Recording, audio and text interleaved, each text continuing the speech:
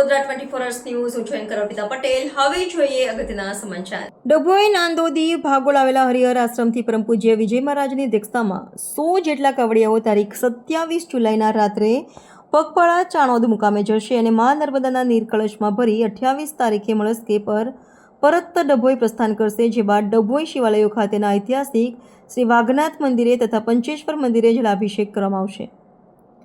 ડભોઈના તમામ ભાવિક ભક્તો વિનંતી કે કાવડ યાત્રા વહેલી સવારે પ્રસ્થાન કરે ત્યારે યાત્રાનું સન્માન કરવા તેમજ વાઘનાથ મંદિર તથા પંચેશ્વર મંદિર ખાતે જલાભિષેક સમયે મોટી સંખ્યામાં ઉપસ્થિત રહેવા આહવાન કરવામાં આવ્યું છે.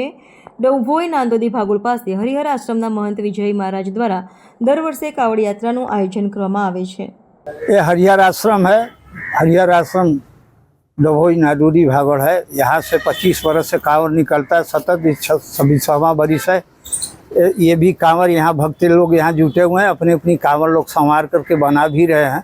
हम सबसे यही आराधना करेंगे कि ये सावन के महीने में भगवान शिव की आराधना अनिवार्य है और भगवान शिव मृत्यु लोक के देवता हैं और जो दवा खाना पैसा देने का वो बैजनाथ के शरण में चले जाओ, दवा खाना में पैसा नहीं देना पड़े। इस साल तो नर्मदा परिक्रमा के संघ वाले भी इसमें ज्वाइंट है। 100 आदमी के जैसा कांवर में ज्वाइंट होंगे। हर गांव के लोग भी ज्वाइंट होंगे। वो नर्मदा से साथ में निकलेंगे, अपने गांव के रास्ते पर चले जाएंगे, अपने गांव के शिवालय में जलाभिषेक करेंगे। और हम सबसे यही प्रार्थना करते हैं कि इस कांवर में सब लोग ज्वाइंट हो, इस कांवर की शोभा बढ़ाओ और भगवान की आराधना।